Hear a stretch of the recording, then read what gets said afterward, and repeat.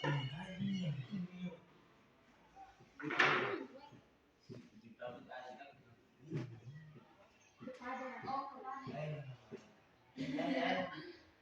Tuhan yang Maha Esa, gitu.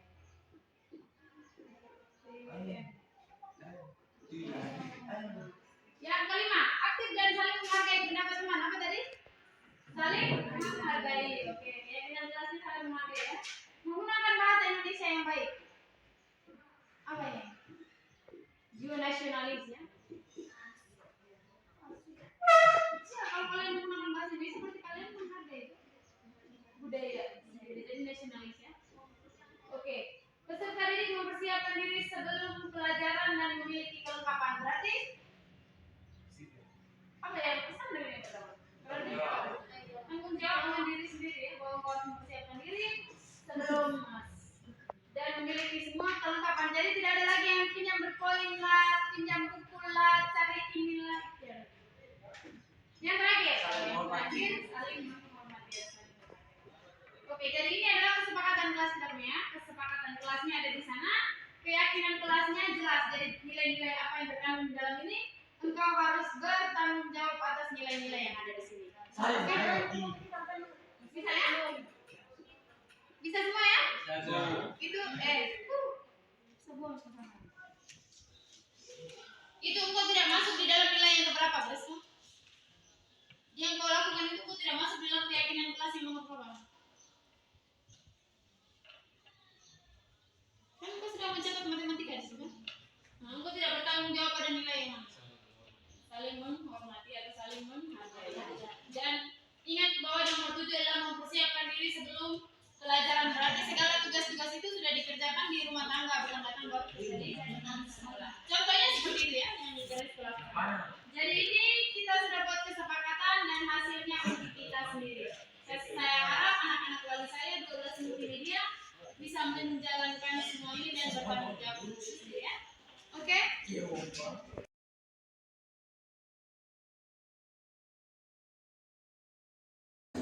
Baik, selamat pagi untuk Bapak Ibu guru hebat sekalian.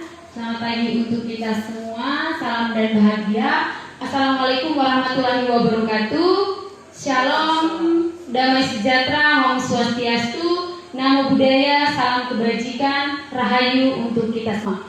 Baik, sebelum saya memulai kegiatan ini, saya sedikit menjelaskan tentang kegiatan ini bahwa ini kegiatan kami dari guru penggerak untuk aksi nyata modul 1.4 yaitu tentang budaya positif. Jadi budaya positif yang terjadi di sekolah ini. Sebelum mulai kegiatan kita ini, mari kita mohon berkat dari Tuhan Yang Maha Kuasa untuk melindungi kita dalam kegiatan kita pada hari ini. Baik, ini agenda kita hari ini. Pembukaan mungkin 5 menit. Setelah itu saya akan menyampaikan eksplorasi konsepnya, materi yang saya bawakan mungkin sekitar 30 menit. Setelah itu ada sesi tanya jawab, baru refleksi dan penutup. Ini adalah kompetensi lulusan modul 1.4. Jadi yang diharapkan dari modul ini adalah pentingnya untuk mengetahui kebutuhan belajar dan lingkungan yang memfasilitasi seluruh individu di sekolah agar dapat meningkatkan kompetensinya secara aman dan nyaman.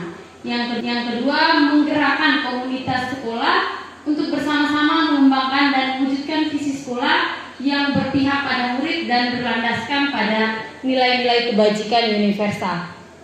Dari modul 1.4 tentang budaya positif, yaitu memahami konsep pendidikan menurut Ki Hajar Dewantara dihubungkan dengan konsep budaya dan lingkungan positif di sekolah yang berpihak pada murid. Yang kedua, melakukan evaluasi dan refleksi tentang praktik disiplin dalam pendidikan Indonesia secara umum untuk mendapatkan pemahaman baru mengenai konsep disiplin positif untuk menciptakan murid dengan profil pelajar Pancasila. Dan yang ketiga, memahami peran sebagai guru untuk membangun budaya positif dengan menerapkan konsep disiplin positif dalam berinteraksi dengan murid. Yang ketiga, ini adalah capaian khusus dari modul 1.4. Yang pertama itu adalah mendemonstrasikan konsep budaya positif. Jadi ada konsep perubahan paradigma, stimulasi, respon, dan teori kontrol. Itu yang pertama. Yang kedua ada 3 teori motivasi perilaku manusia.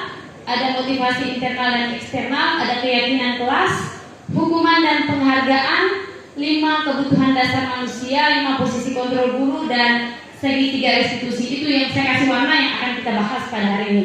Yang kedua menerapkan strategi disiplin yang memerdekakan murid. Yang ketiga menyusun langkah-langkah dan strategi aksi nyata. Dan yang keempat adalah bersikap reflektif dan kritis terhadap budaya yang ada di sekolah. Itu capaian khususnya, ini tujuannya. Jadi tujuan dari pembelajaran modul 1.4 ini adalah setelah berdiskusi bersama-sama mendemonstrasikan pemahaman secara lebih mendalam mengenai konsep-konsep inti dalam modul budaya positif. Jadi seperti biasa sebelum kita mulai maka kita akan membuat kesepakatan belajar. Seperti kita kemarin kurikulum Merdeka juga Pak Iman dia menyampaikan tentang kesepakatan kelas ya. Kalau kita kesepakatan belajar saya sudah buat beberapa.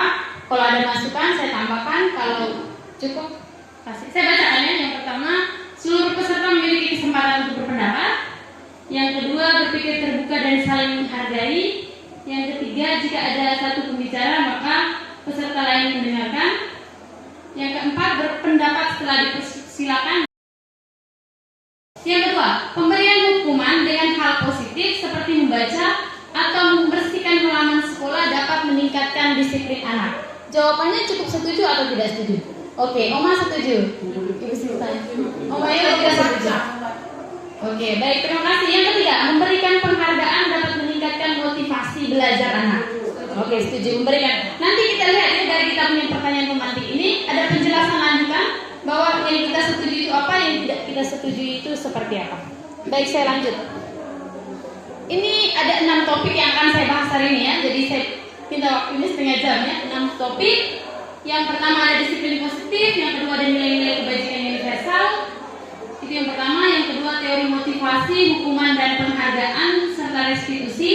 Yang ketiga ada keyakinan kelas. Yang keempat kebutuhan dasar manusia dan guru yang berkualitas. Yang kelima ada 5 posisi kontrol, dan yang keenam ada segitiga restitusi. Jadi kita lihat per tahap supaya sampai akhirnya kita paham bahwa budaya positif di sekolah itu seperti apa. Baik, yang pertama adalah disiplin positif dan nilai-nilai kebajikan universal. Ini sedikit kegiatan perubahan paradigma. Jadi saya minta boleh ya? Saya minta Bapak Ibu untuk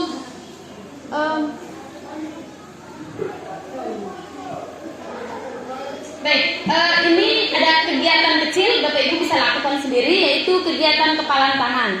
Jadi sebaiknya secara kertas atau tidak perlu kertas, tuliskan benda atau sesuatu yang berharga untuk Anda. Setelah itu letakkan di salah satu tangan Bapak Ibu guru dan genggam benda atau sesuatu tersebut dengan segala daya. Coba Bapak Ibu lakukan kegiatannya, kepalkan tangan, nah simpan. Setelah itu, kegiatan berikutnya, minta teman Anda untuk mencoba dengan sekuat tenaga dengan berbagai cara untuk meminta benda tersebut. Bisa dengan membujuk, mengancam, menghardik, merayu, menyuap, atau apapun sehingga tangan Bapak Ibu guru terbuka. Ingat, yang di dalam sini adalah sesuatu yang sangat berharga. Pertanyaan lanjutannya, kira-kira Bapak Ibu guru mau tidak? Mau membuka atau mau memberikan sesuatu yang berharga itu kepada orang lain tidak? Baik, Om Ayo. Tidak ya? Oke. Om Ayo tidak mau memberikan apa yang ada di dalam tangannya. Oma? Sudah tidak. Mungkin ada sedikit alasan kenapa. Alasan dari itu barang sangat penting untuk saya tidak membagikan itu ke orang lain. Dikasih uang 100 juta juga tidak ya? Tidak. Baik, terima kasih Om ya. 100 juta Om juga tidak akan. Itu yang akan terjadi di dalam hidup kita ya. Ini nanti kita kaitkan dengan posisi kontrol diri. Jadi yang dapat mengontrol diri kita adalah seseorang adalah diri kita sendiri. Orang lain tidak bisa masuk. Tamu siapapun itu, suami maupun istri itu tidak bisa. Yang dapat mengontrol kita adalah diri kita sendiri. Kita Bapak Ibu guru, anak murid juga sama halnya seperti itu. Nanti penjelasan lanjutannya. Baik. Ini adalah perubahan paradigma teori kontrol atau teori pilihan. Ini yang biasa terjadi di lingkungan sekolah kita. Yang ini yang biasa terjadi di lingkungan sekolah. Jadi guru mengontrol murid. Padahal tadi kita sudah sampaikan bahwa kepalan tangan yang dapat mengontrol diri sendiri adalah anak ya. Saya sendiri yang mengontrol, baik dia itu siswa maupun guru, saya yang mengontrol diri saya sendiri. Tapi yang biasanya terjadi di lingkungan pendidikan kita adalah guru yang mengontrol murid, seperti itu. Oke. Baik, yang kedua, ilusi bahwa kritik dan membuat orang merasa bersalah dapat menguatkan karakter. Kita Bapak Ibu guru juga ya, biasa ibu sedih ya, ibu tidak buat itu, tidak bantu ibu yang seperti itu. Tanpa kita sadari, anak merasa bersalah, saya tidak bisa bantu ibu Melisa kan. Itu membuat rasa bersalah ya.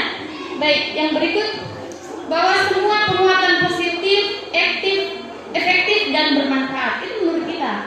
Bahwa yang kita berikan masukan positif apa segala macam kepada anak-anak itu adalah hal atau kegiatan yang bermanfaat. Tapi itu menurut kita, belum tentu menurut anak, menurut murid ya.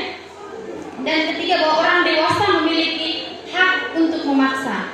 Itu juga yang terjadi di lingkungan pendidikan kita. Baik, saya lanjut. Ini perubahan paradigma stimulus respon atau teori kontrol. Siapa sesungguhnya yang memiliki kontrol? Kalau stimulus respon ini biasanya terjadi. Kita diharapkan untuk pada bagian teori kontrol ini. Bisa saya jelaskan ya, pertama ya.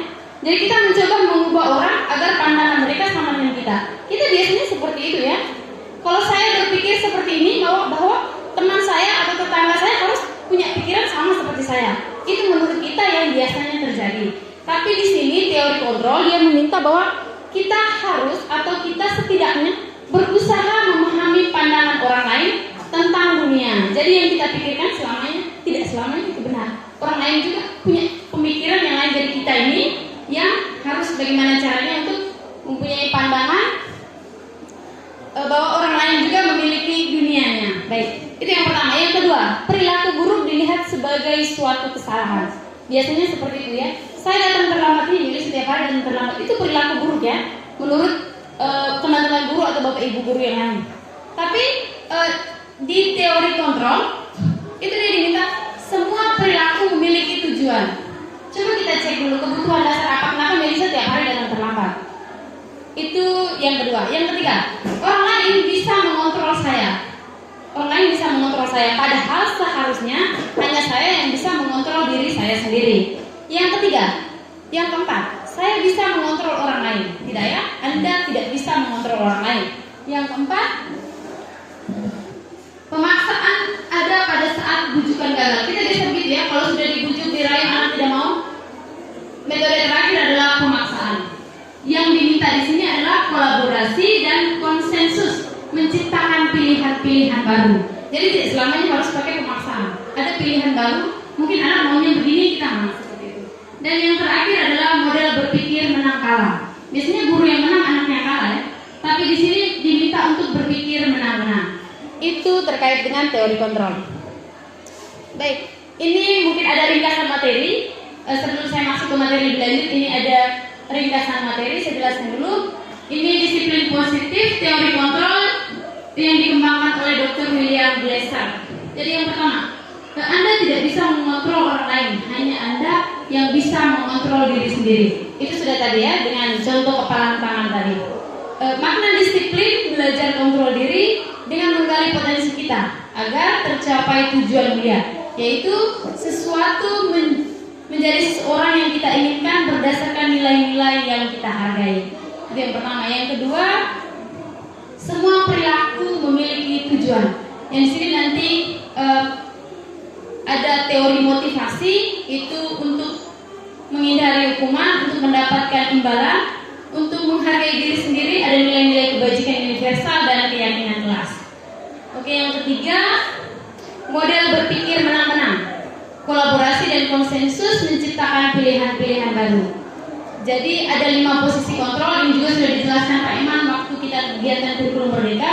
Itu guru pertama sebagai penghukum, yang kedua guru sebagai pembuat rasa bersalah, yang ketiga guru sebagai teman, yang keempat sebagai pemantau, dan yang diharapkan adalah guru sebagai manajer.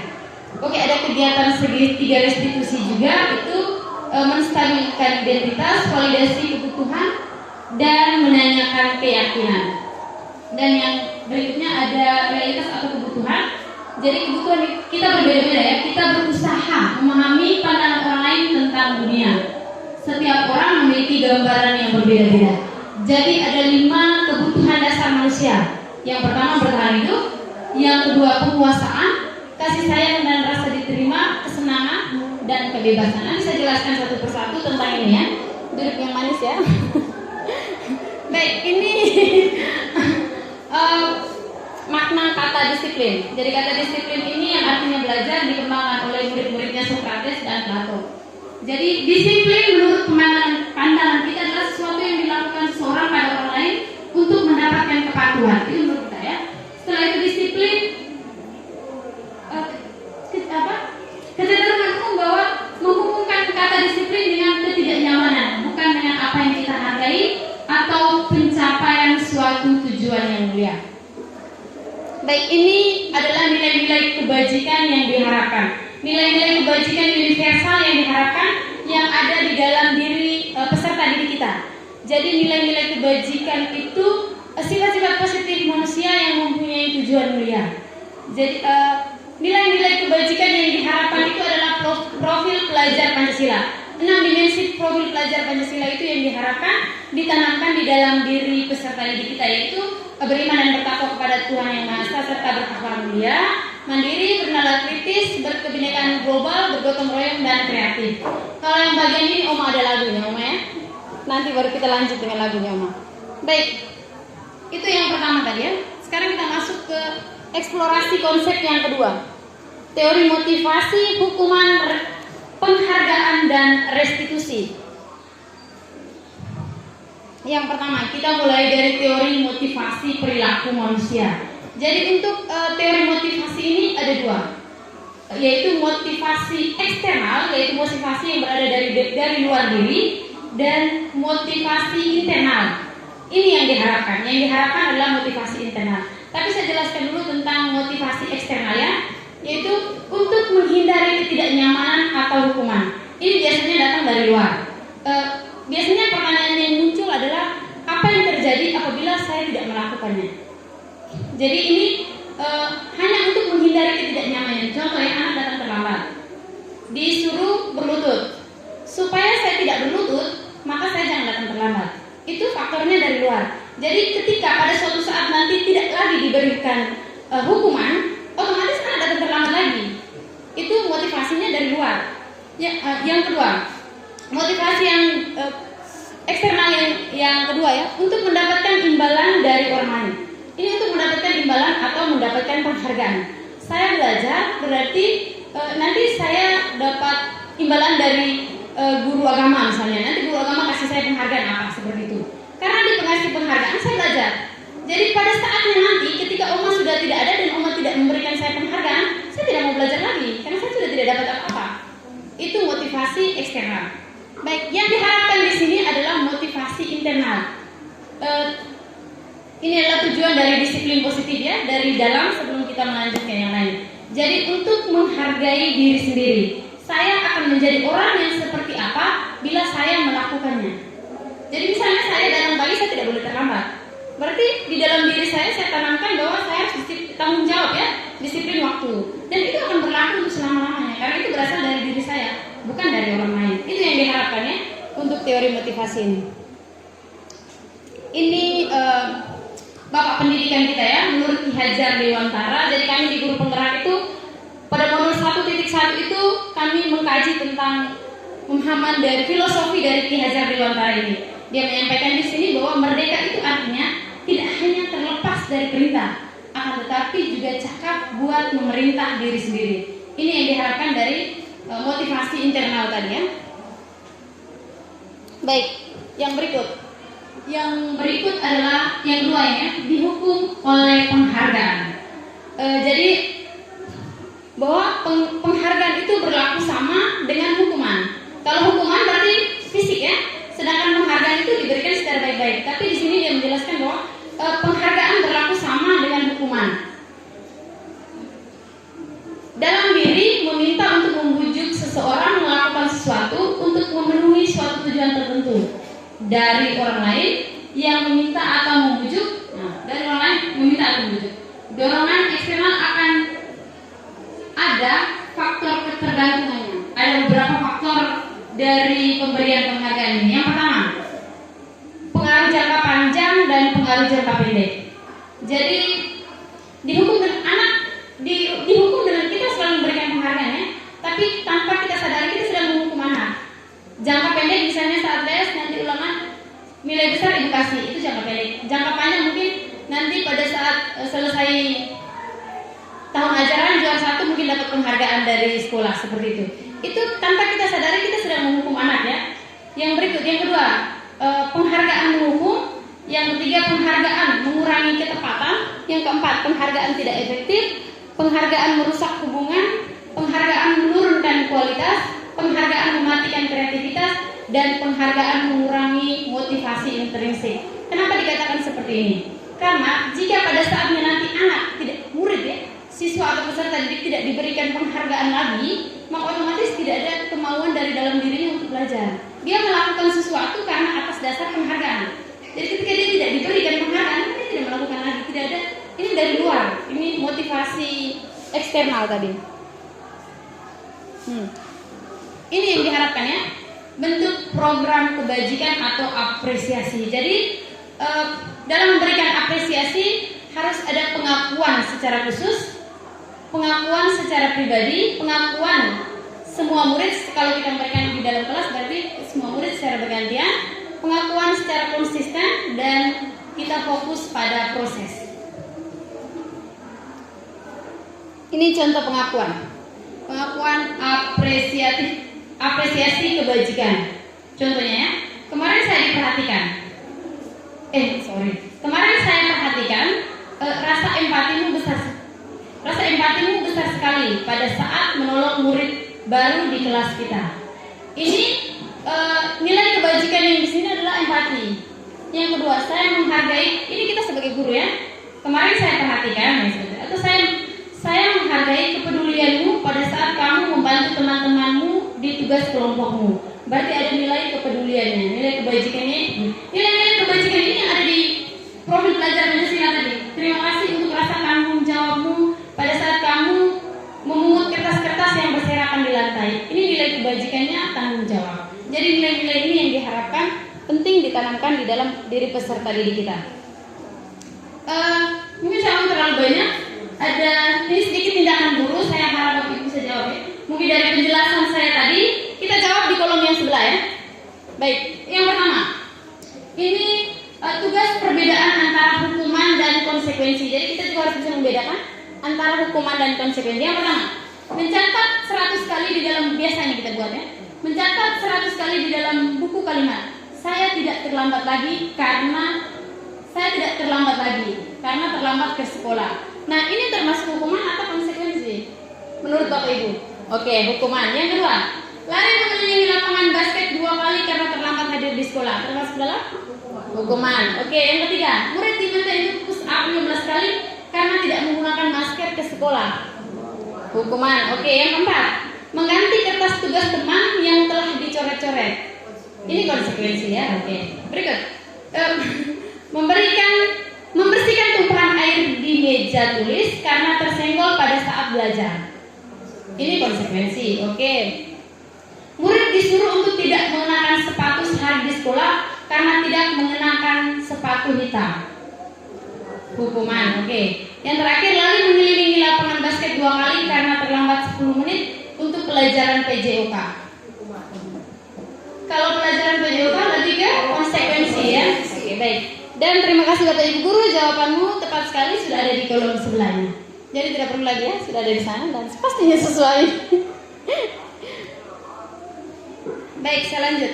Ini ada beberapa kata kunci ya, kata kunci untuk hukuman dan konsekuensi. Yang pertama, hukumannya. Hukuman itu sesuatu yang menyakitkan yang harus terjadi. Sedangkan konsekuensi itu sesuatu yang harus terjadi. Hukuman membuat anak sakit secara fisik maupun hati untuk jangka waktu yang panjang, yang lama. Sedangkan konsekuensi itu membuat anak merasa tidak nyaman dalam jangka waktu pendek. Hukuman, anak membenci kedisiplinan. Kalau konsekuensi, anak menghargai disiplin.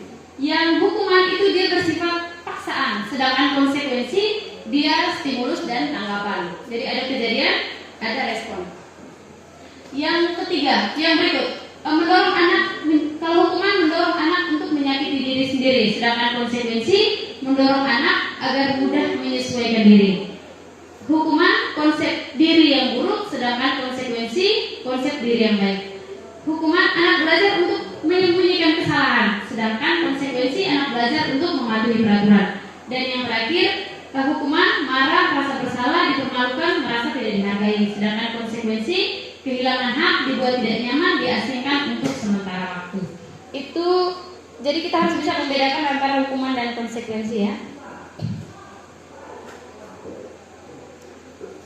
Baik, kita masuk ke yang berikutnya, ini restitusi ya. Mungkin saya jelaskan sedikit tentang restitusi. Ini adalah proses menciptakan kondisi bagi murid untuk memperbaiki kesalahan mereka, sehingga mereka bisa kembali pada kelompok mereka dengan karakter yang lebih kuat. Restitusi juga merupakan proses kolaborasi yang mengajarkan murid untuk mencari solusi untuk masalah mereka dan membantu murid berpikir tentang orang seperti apa yang mereka ingin menjadi atau tujuan mulianya apa dan bagaimana mereka harus memperlakukan orang lain. Ini menurut Gusen dalam bukunya tahun 2004 ya. Itu pengertian dari restitusi. Baik, ini adalah identitas ya, identitas gagal dan identitas sukses antara hukuman dan disiplin. Jadi hukuman itu sesuatu sudah ya tadi ya, sesuatu yang menyakitkan, tidak nyaman untuk anak dalam jangka waktu panjang. Jadi hukuman itu dia lebih bersifat ke arah yang negatif. Sedangkan untuk identitas sukses ada disiplin, itu ada konsekuensi dan ada restitusi. Jadi kita diharapkan untuk pada bagian restitusinya. Jadi konsekuensi itu yang sudah tadi itu dia bersifat netral, sedangkan restitusi itu bersifat positif. Jadi mungkin saya bacakan yang di bagian restitusi ya. Jadi restitusi itu merupakan pilihan. Yang kedua, restitusi itu menguatkan untuk murid atau anak dalam jangka waktu yang panjang. Yang ketiga, korban mendapatkan ganti. Yang keempat, murid atau anak mendapatkan penguatan. Yang berikut masalah terpecahkan. Yang berikutnya murid belajar bertanggung jawab untuk perilakunya. Fokus pada pemecahan masalah dalam jangka waktu yang panjang. Contoh kalimatnya, apa yang kamu yakini, apa yang bisa kamu lakukan untuk memperbaiki masalah ini. Murid atau anak menghormati dirinya dan orang lain. Itu yang diharapkan. Jadi kita guru diharapkan pada bagian restitusi ini. Jadi kita kayaknya harus semakin lembut ya dalam bertutur kata, dalam pengucapan seperti itu. Ini ciri-ciri 9 ciri-ciri restitusi. Mungkin saya bacakan dulu. Yang pertama, bukan untuk menebus kesalahan, namun untuk belajar dari kesalahan. Yang kedua, memperbaiki hubungan. Yang ketiga, tawaran bukan paksaan. Yang keempat, restitusi menuntut untuk melihat ke dalam diri. Restitusi mencari kebutuhan dasar yang mendasari tindakan. Restitusi diri adalah cara yang paling baik. Restitusi fokus pada karakter bukan tindakan. Restitusi fokus pada solusi. Restitusi mengembalikan murid yang berbuat salah pada kelompoknya. Ini restitusi ya. Baik, yang berikut adalah eksplorasi konsep. Yang ketiga adalah keyakinan kelas. Bagaimana kita membuat keyakinan kelas. Ini kita sudah tahu ya, keyakinan kelas waktu kita kegiatan Pak Iman sudah bantu waktu itu. Pertanyaannya, mengapa kita tidak peraturan saja? Mengapa harus keyakinan kelas? Itu pertanyaan reflektif ya. Ini ada contohnya. Mengapa kita memiliki peraturan harus menggunakan helm bila mengendarai kendaraan roda 2? Kenapa? Kalau menurut kalian kenapa? Kenapa harus pakai helm kalau bawa motor? Oke, melindungi kepala, berarti itu motivasinya internal ya, dari dalam diri. Kalau saya naik helm, yang penting tidak ditilang. Kalau polisi tilang, motor saya ditilang, nah itu motivasinya eksternal dari luar. Seperti itu ya. Baik, yang kedua, mengapa kita memiliki peraturan 3M, menggunakan masker, mencuci tangan, dan menjaga jarak satu. Ini contoh pada masa COVID ya, jarak 1,5 meter. Kenapa? menghindari penyakit, menjaga kesehatan diri atau internalnya. Itu yang diharapkan ya. Jadi yang kita pikirkan itu dari dalam diri. Mengapa kita memiliki peraturan harus datang tepat waktu pada saat mengikuti pelatihan? Pada saat datang ke sekolah contohnya. Ini diharapkan supaya kita memiliki rasa tanggung jawab ya, nilai-nilai kebajikan yang kita tanamkan di dalam diri kita ya. Itu hanya pertanyaan penonton. Baik, ini budaya positif. Yang pertama biasanya ada peraturan kelas. Kita biasa buat peraturan kelas ya. Tapi kita sekarang diminta bukan peraturan kelas lagi, tapi kita naik satu level yaitu keyakinan kelas. Karena di dalam keyakinan kelas ini ada nilai-nilai kebajikan yang ditanamkan di dalam. Dan satu lagi yang penting, ketika membuat keyakinan kelas itu menggunakan kalimat yang positif. Jangan datang terlambat. Mungkin kita ganti kalimatnya ya. Datang lebih awal. Seperti itu ya. Jadi budaya positif, jadi kalimat-kalimatnya juga harus positif. Atau jangan ribut saat teman lain sedang presentasi. Mungkin kalimatnya diganti. Menghargai teman yang sedang presentasi. Jadi kalimat positif yang kita gunakan. Level yang kedua ada keyakinan kelas. Kita naik satu level lagi, ada lingkungan positif. Maka dengan tersendirinya di sekolah kita akan tercipta budaya positif. Jadi berasal dari dalam kelas ya. Setelah itu kita naik level dan sekolah kita. Baik. Yang berikut, menurut Bapak Ibu, yang mana yang merupakan keyakinan kelas? Yang di kiri atau yang di kanan? Keyakinan kelas. Tadi sudah dijelaskan ya, kalau keyakinan kelas berarti ada nilai-nilai kebajikan di dalamnya. Dan ada kesepakatan kelas. Mana dari kiri dan kanan, mana yang kiri dan kanan? Yang ini ya, lumayan. Itu masuk di dalam ini namanya. Masuk di keyakinannya, karena di dalam di sana ada kami guru dan murid saling menghargai, ada nilai kebajikannya. Kami dan murid semangat belajar. Kami murid yang peduli dengan teman, ada nilai kebajikannya itu peduli. Itu. Kalau yang di sebelah itu lebih ke kesepakatan kelas ya. Datang tepat waktu, mengucapkan salam, menjaga kebersihan sekolah, berdoa sebelum dan sesudah kegiatan, itu adalah keyakinan kelas. Dan Bapak Ibu guru diharapkan sebelum pembelajaran dimulai kita membuat keyakinan kelas. Itu membantu kita sendiri ya. Pembelajaran kita akan berjalan dengan lancar karena kesepakatan kelas itu dibuat oleh siswa sendiri. Jadi ketika mereka melanggar, mereka menyadari bahwa ini tidak boleh saya lakukan. Seperti itu. Baik, ini adalah ada 3 tabel yang bisa kita gunakan untuk membuat keyakinan kelas. Yang pertama hormat. Hormat itu kami meyakini bahwa sangat penting untuk menghormati semua orang dan barang milik orang lain. Ini mungkin ini hormatnya, terdengar, terlihat, dan berperilaku. Nanti ada contohnya. Yang kedua bekerja. Kami meyakini bahwa sangat penting untuk mengerjakan segala pekerjaan atau mengikuti kegiatan yang telah ditugaskan. Ini hormatnya bisa dibuat di dalam kelas ya. Dan yang ketiga diterima dan dimiliki. Kami meyakini bahwa sangat penting untuk merasa diterima pada suatu kelompok dan saling peduli satu sama lain dengan orang lain. Ini contoh tabelnya, nanti Bapak Ibu guru bisa buat di dalam kelasnya masing-masing sebelum memulai pembelajaran. Jadi bisa seperti ini ya, terdengar. Itu contoh ya, yang pertama yang terdengar ya. Satu orang berbicara, yuk saya bantu, kita bisa selesaikan ini bersama, itu terdengar ya. Sedangkan yang terlihat berempati terhadap orang lain, memegang barang milik orang lain hanya dengan isinya mendengar dengan saksama, senantiasa berbuat dan berbagi, ya itu yang terlihat. Sedangkan yang bagian berperilaku, tersenyum ramah, memberikan salam hormat, memberikan ruang bekerja, seperti itu yang masuk di dalam perilaku. Ada tabel hormat dan juga tabel bekerja. Yang pada tabel hormat tampak seperti datang tepat waktu, tidak tampak seperti sering datang terlambat. Nah, itu menggunakan kalimat-kalimat yang negatif. Sedangkan kita diharapkan menggunakan kalimat-kalimat yang positif. Baik, saya lanjut. Kenapa kosong? Oke, ini peraturan kelas. Mungkin Bapak Ibu bisa bantu saya keyakinan kelasnya apa? Cukup sebutkan nilai-nilai kebajikan apa yang tertanam di dalamnya dari peraturan kelas yang kita buat. Yang pertama misalnya, selalu kembalikan buku ke tempatnya. Kira-kira keyakinan kelasnya apa?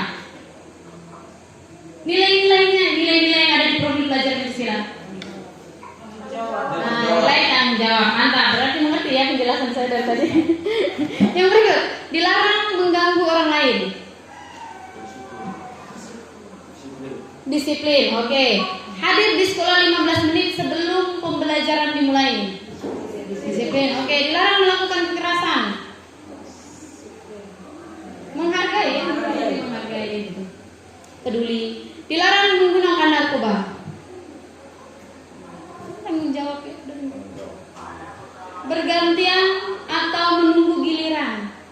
Antri. Kira-kira nilai-nilai kebajikan apa yang ditanamkan? Menghargai, oke. Menggunakan masker. Peduli, oke. Jangan berlari di kelas atau koridor. Oke, baik, kita lihat bersama ya. Jawabannya sudah ada di kolom sebelah. Nah, seperti ini. Yang pertama tanggung jawab ya. Yang kedua menghargai orang lain. Yang ketiga menghargai orang lain dan berkomitmen. Ada nilai kebajikan, keselamatan, menghargai orang lain. Ada nilai kesehatan, menghargai orang lain dan bersabar. Menggunakan masker, ada kesehatan dan keselamatan. Dan yang terakhir ada keselamatan dan keamanan. Itu yang diharapkan ya. Baik, eksplorasi konsep yang keempat ya. Ini kebutuhan dasar manusia dan dunia berkualitas. Jadi dari semua masalah-masalah anak tadi, kita melihat kebutuhan dasar apa dari dalam dirinya yang belum terpenuhi. Jadi anak datang, "Hei sini kamu." Biasanya seperti itu ya. Tapi ini berlutut. Biasanya seperti itu ya, ya. Tapi ini diharapkan untuk kita mengetahui kira-kira dia datang terlambat atau masalah yang terjadi mungkin baku pukul atau apa atau bolos. Nah, itu kebutuhan dasar dari dalam dirinya bagian mana yang belum terpenuhi. Itu tugas kita guru, berat ya, tapi harus dijalankan. Baik, kebutuhan dasar. Ada 5 kebutuhan dasar. Yang pertama tentunya kita semua untuk bertahan hidup ya. Dia ada di posisi bagian tengah. Yang kedua, kasih sayang dan rasa diterima. Mungkin di rumahnya dia tidak disayangi, dia tidak diterima di keluarganya. Maka ketika dia datang ke sekolah dia mencari perhatian. Jadi jangan sampai ada orang dia cari perhatian ngeri. Nah, itu karena kebutuhan dasarnya yang bagian itu dia belum terpenuhi. Maka tugas kita sebagai guru untuk memenuhi kebutuhan dasarnya itu. Yang kedua ada penguasaan. Mungkin anak di rumah tidak dihargai atau dia tidak dianggap sebagai anak. Jadi ketika dia berada di suatu kelompok, dia mau menguasai semuanya. Dia mau menjadi orang yang paling terdepan seperti itu. Yang berikut ada kesenangan. Mungkin di dalam diri anak dia selama ini tidak mendapatkan kesenangan. Jadi ketika dia datang sekolah dia maunya senang-senang saja. Seperti itu. Ini kebutuhan dasar ya. Bukan anak saja, kita guru juga seperti itu. Dan yang terakhir adalah kebebasan. Mungkin selalu dikekang. Jadi dia maunya bebas. Selalu dikekang oleh masuk les bahasa Inggris di Indonesia. Gini dengan peraturannya. Anak maunya bebas. Jadi setiap les bahasa Inggris saya tidak mau masuk. Dia tidak mau masuk karena buat apa saya dikekang di dalam kelas. Sebenarnya saya keluar saja nonton bola apa saya bebas. Seperti itu ya. Jadi pemenuhan kebutuhan dasar ini nih yang harus kita lihat dalam diri anak. Jadi ketika anak bermasalah, kebutuhan dasar apa di dalam dirinya yang belum terpenuhi. Tugas kita untuk menemukannya dan mencari solusi ya. Baik, yang kelima, kita ke 5 posisi kontrol. Ini juga sudah dijelaskan sebelumnya oleh Pak Iman ya. Kita lihat lagi eksplorasi konsep 5 posisi kontrol. Ini 5 posisi kontrol. Jadi ada identitas gagal, identitas berhasil atau sukses, identitas berhasil atau sukses, kontrol dari luar, dan identitas berhasil atau sukses yang kontrol dari diri. Jadi kita diharapkan ya dari dirinya. Yang pertama, guru sebagai penghukum. Coba refleksi diri ya. Saya kemarin juga kita ada kegiatan, coba Bapak Ibu tulis kira-kira di sekolah Bapak Ibu berlaku kontrolnya sebagai apa? Ada yang tulis sebagai teman, ada yang sebagai pemantau, ada yang sebagai penghukum seperti itu. Saya guru yang sebagai penghukum seperti itu ya. Itu pernah kita buat ya. Tapi saya jelaskan lagi di sini. Yang pertama, guru sebagai penghukum ya. Jadi guru berbuat ya, menghardik, menunjuk-nunjuk, menyakiti, menyindir. Itu yang biasa kita lakukan. Kalau saya sebagai guru yang sebagai penghukum. Yang kedua, guru membuat, saya jelaskan yang hukum dulu ya. Yang kedua, biasanya yang dikatakan oleh guru lah, kamu tidak boleh melakukan ini. Awas ya kalau kamu begini, tidak boleh. Biasanya seperti itu kalau guru yang sebagai penghukum. Besok tidak boleh datang terlambat lagi, berurut sekarang dan seperti itu ya. Itu guru sebagai itu yang biasanya dikatakan oleh guru. Hasilnya membentak atau menyalahkan anak menjadi memberontak atau menyalahkan orang lain atau sering berbohong. Kalau kita sebagai guru sebagai penghukum, maka hasilnya untuk anak itu anak biasanya memberontak. Setelah itu dia akan menyalahkan, tidak pernah saya tidak begini, dia itu yang buat, menyalahkan orang lain. Atau dia bisa juga berbohong untuk menyelamatkan dirinya. Sekarang kita kaitkan dengan dunia yang berkualitas. Murid meletakkan guru di luar dunia yang berkualitas. Dia tidak menganggap guru. Pak itu suka pukul, Pak itu suka suruh begini. Buat apa? Tidak penting. Seperti itu. Maka murid akan berkata, biarkan saja, nanti juga marah-marah lagi. Terlambat jerain, nanti besok paginya datang suruh berlutut, siram-siram bunga sedikit, masuk kelas. Seperti itu, dampak pada murid, jadi akan mengulangi lagi kesalahan yang sama, mengulangi dan mengulangi lagi. Itu kalau kita sebagai guru yang posisi kontrolnya sebagai penghukum. Yang kedua, guru membuat rasa bersalah. Ini tidak disadari, tanpa kita sadari kita membuat anak merasa bersalah. Yang biasa kita katakan adalah kita berceramah panjang lebar. Setelah itu mengatakan seharusnya engkau Tuhan, kita menggunakan nada yang baik ya, harusnya aku begini, harusnya begini. Ibu kecewa, ibu itu tidak bisa bantu ibu yang bagian ini. Kita tidak marah, tapi tanpa kita sadari anak ini saudara tidak bisa bantu ibu itu udah gini. Dia akan merasa bersalah di dalam dirinya. Maka hasilnya anak akan menyembunyikan, menyangkal atau berbohong.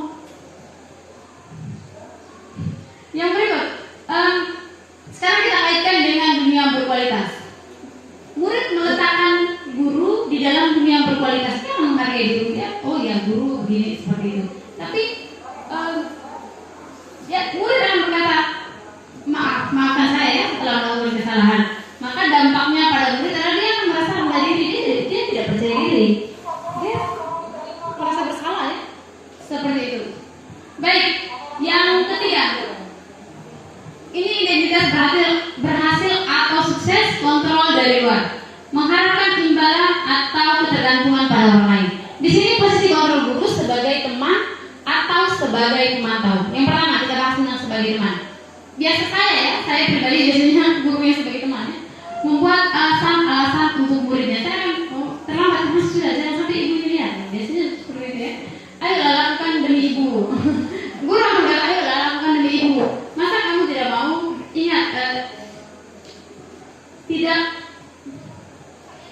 Ingat tidak perlu atau tolong bantu ibu yang seperti ini ya. Itu guru sebagai teman. Maka hasilnya anak akan ketergantungan. Ketika saya tidak ada, dia akan ibu itu tidak ada. Dia tidak bisa menjadi dirinya sendiri. Ketika guru yang sebagai teman yang biasa menolongnya tidak ada, dia mengapa? Karena dia sudah biasa tergantung. Nah, dikaitkan dengan dunia yang berkualitas, murid meletakkan guru sebagai orang yang sangat penting di dalam dunia berkualitas. Tapi hanya guru-guru tertentu yang berada di posisi sebagai teman. Seperti itu ya. Baik, yang berikut, murid akan berkata, saya pikir bapak atau ibu adalah teman saya. Ternyata jadi ketika suatu saat saya marah, dia kecewa ya. Saya pikir dia teman, ternyata bisa pukul saya seperti itu ya. Dampaknya anak akan lemah, tidak mandiri dan akan selalu bergantung. Baik, yang berikut, posisi kontrol guru sebagai pemantau. Jadi dia akan menghitung, guru akan menghitung dan mengukur ya. Dia hanya melihat anaknya menghitung. Yang guru katakan adalah apa peraturannya. Setelah itu hasilnya dia akan menyesuaikan diri bila diawasi. Jadi anak kalau tidak dibantu, tidak dilihat, tidak ya. Oke. Yang berikut kaitan dengan dunia berkualitas, murid meletakkan guru, peraturan dan hukum di dunia berkualitas.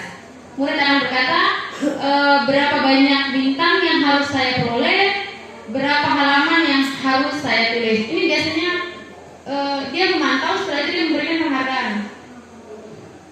Dan dampaknya pada murid adalah menitik beratkan pada sanksi atau hadiah yang diterima. Jadi guru sebagai pemantau dia lihat, oh anak ini pintar, saya kasih bintang atau saya kasih coklat. Seberapa banyak coklat atau berapa banyak bintang yang saya dapatkan. Seperti kalau saya tidak dapat apa-apa, ya sudah tidak usah. Itu sebagai pemantau. Nah, kita guru diharapkan pada posisi manajer ini. Kita diharapkan pada posisi manajer. Jadi kita mengajukan yang pertama, guru akan melakukan adalah mengajukan pertanyaan-pertanyaan, jadi panggil baik-baik, mengajukan pertanyaan. Setelah itu guru akan berkata, apa yang kamu yakini, apa yang bisa kau kerjakan untuk memperbaiki masalahmu sendiri. Jadi anak diminta untuk mencari solusi dari masalahnya sendiri.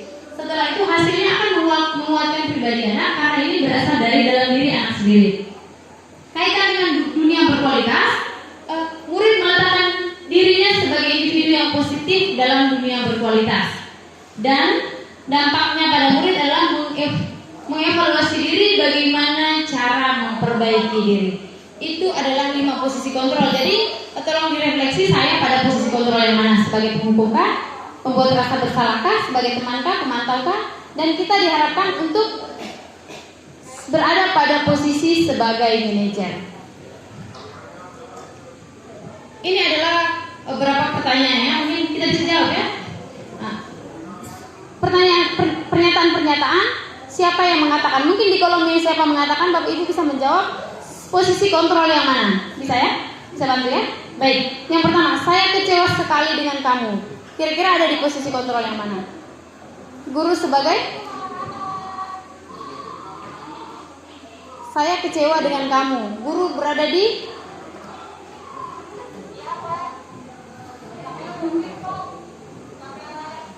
Saya kecewa sekali dengan kamu. Berada di posisi kontrol yang mana tadi?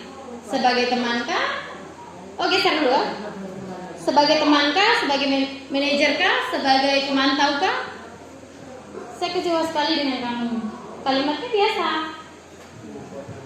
Ya, sebagai pembuat rasa bersalah. Oke, yang kedua, kamu tidak pernah benar melakukannya. Ini lebih ke penghukumnya. Oke. Ayolah, lakukan demi bapak atau demi ibu. Nah, sebagai teman. Oke. Apakah kamu mau mendapatkan stiker atau bintang hari ini? Penghargaan. Oke.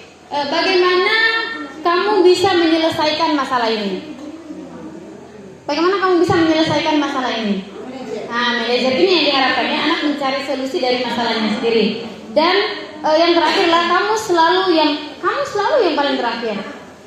Penghukum. Oke, kita lihat jawabannya ada di kolom sebelah. Kira-kira jawaban Bapak dan Ibu sudah benar atau belum? Pastinya sudah ya. Bisa dicek sendiri? Sudah? Pasti ya? Ada perubahan? Tidak kan? Oke, kita lanjut. Jadi ini kita bergerak di antara. Kita sebagai guru bergerak di antara. Biasanya ada peraturan, ada pemantau, ada konsekuensi dan hadiah. Sedangkan yang diharapkan adalah harus ada nilai-nilai kebajikan sebagai manajer dan memperbaikinya. Jadi kita berusaha untuk melakukannya. Kalau kamu tidak ini saya akan. Itu diberikan hukuman untuk anak merasa tidak nyaman.